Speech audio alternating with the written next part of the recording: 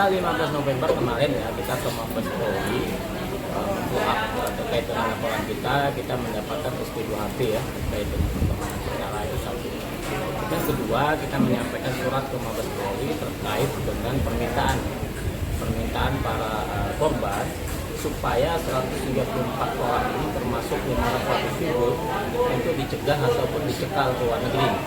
Kemudian kedua, yang status sebagai tersangka 8 orang dan 1 orang meninggal, kita minta untuk ditahan. Kenapa penting? Supaya ada kepastian hukum dan keadilan, bukan hanya buat kami sebagai korban, tapi juga buat tersangka juga. Ini kenapa harus dilakukan cekal? Karena kita lihat Atta Halilintar sempat ke Singapura, maka dari itu supaya ada kepastian hukum dan keadilan maka harus dicegah ke luar negeri supaya proses hukum penegakan hukum berjalan dengan baik.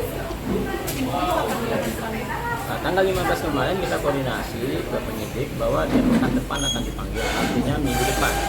Ada 2 public figure yang belum dipanggil ya, yaitu Atta Halilintar sama Adi Perkasa yang kita tahu seperti itu. Maka kita minta itikat baik mereka, kemudian minta proaktif mereka supaya mereka betul-betul hadir pada saat dipanggil Mabes Polri memberi keterangan klarifikasi sehingga mereka betul-betul bisa membantu keluarga atau membantu para korban supaya ini terang benderang. Karena bagaimanapun juga yang terpenting adalah kan ada beberapa yang disita ya, salah satunya tiket kepala bandananya Atta Halilintar, kemudian sepedanya Kaki Malik.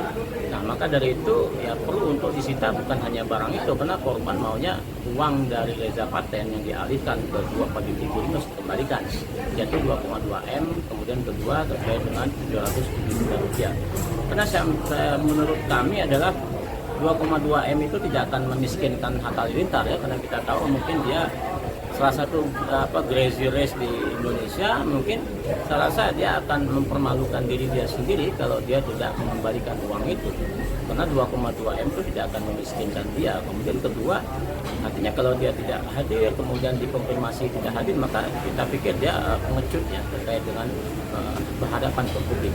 Maka harapan kita dia memiliki rasa empati terhadap para korban, kemudian dia memiliki rasa gentleman muncul di media dan mengklarifikasi apa yang sesungguhnya, kemudian dia mengembalikan 2,2 M.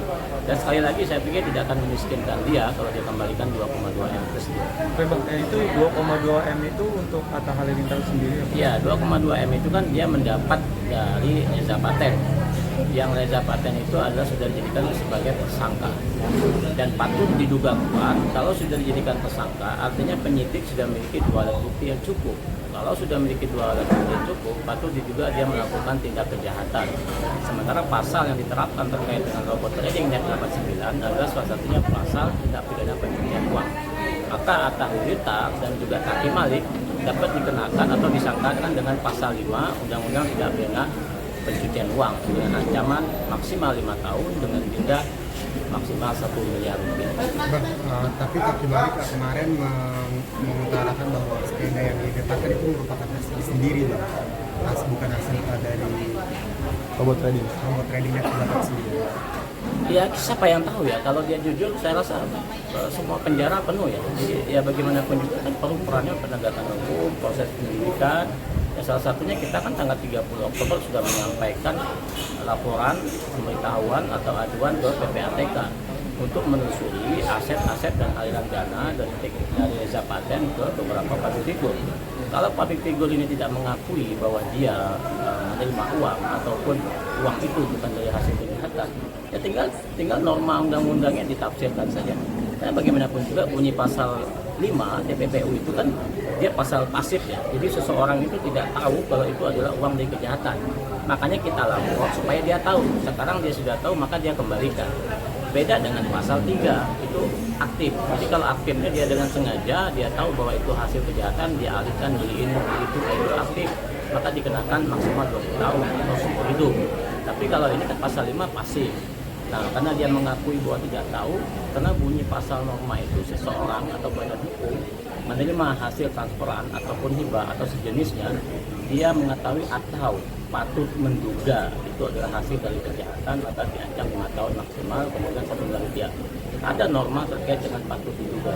Sekarang pertanyaannya, apakah Atta Halilintar dan Taki Malik tidak patut menduga dengan harga 2,2 M sebuah tingkat kepala, kemudian 700 juta sebuah sepeda itu? Apakah dia tidak menduga itu hasil kejahatan karena tidak rasional dengan harga begitu? Kemudian kedua, pada saat serah terima uang kenapa harus cash? Kemudian ketiga, kenapa harus diekspos? Maksudnya apa? Itu salah satu sebagai brand Reza Paten untuk meyakinkan para member bahwa ini adalah saya sebagai Crazy Race mengikut program Net 89 bisa menjadikan orang kaya. Itu yang membuat termotivasi para korban untuk join dalam Net 89. Seiring berjalan ternyata itu scam. Kemudian Taki Malik sendiri mengatakan dia tidak kenal dengan Reza Paten, itu gimana? Ya memang, karena dia lelang, karena dia tidak kenal, itu yang memperkuat kecurigaan kita. Dia ada kalimatnya terkait dengan norma yang patut menduga. Jadi kalau dia mengaku tidak tahu siapa Reza Paten, tidak tahu sumber halal atau haram, itu yang bisa dikenakan terkait dengan pasal 5 pasif, yaitu dia patut menduga. Sehingga kita sudah sampaikan bahwa ini adalah dugaan tidak pidana pencucian uang. Maka itu dia kembalikan. Kalau dia tidak kembalikan, maka dia bisa dikenakan pasal 5 ini yang pasif gitu. Bang, cuman dengan Atta nantinya kalau jika Atta mengembalikan uangnya sejumlah 2 sekian M itu, apakah dia jadi lepas dari jeratan hukum? Ya betul. Jadi begini, ada tindak pidana umum dan ada tindak pidana khusus. Tindak pidana khusus itu tindak pidana tipikor atau tindak korupsi, itu biasanya dijuntur dengan undang-undang TPPU. Kalau para koruptor itu mengembalikan uang itu, maka dia tetap bisa dipidana karena ada peristiwa perbuatan pidana yang tidak bisa hilang karena dia undang-undang khusus. Tapi kalau ini kan tindak pidana umum, yaitu Undang-Undang Penipuan dan Penggelapan 372, 378 dijuntur dengan Undang-Undang ITE, dijuntur dengan KUHP pasal 55, dijuntur dengan Undang-Undang 105, 106 pasal terkait dengan Undang-Undang Perdagangan Kapal Izin, kemudian dijuntur lagi Undang-Undang TPPU pasal 2 dan pasal 5. Nah, pasal 3. Jadi ini yang memperkuat bahwa ini adalah perbuatan dugaan pidana. Nah, maka dari itu kita sampaikan ke dia bahwa ini adalah perbuatan pidana, sehingga kalau kita sampaikan dan dia tidak tahu melakukannya, kemudian setelah itu dia tahu, dia kembalikan, kita lapor, dia kembalikan, maka tindak pidananya akan hilang. Beda sama dengan si Ivan Gunawan, waktu 6 bulan yang lalu kita lapor terkait dengan DNA Pro, kemudian Kevin, Resti Bilar kita lapor juga, kan dia mengembalikan. Resti Bilar mengembalikan 1, M, kemudian si Ivan Gunawan mengembalikan 1,9 lebih M.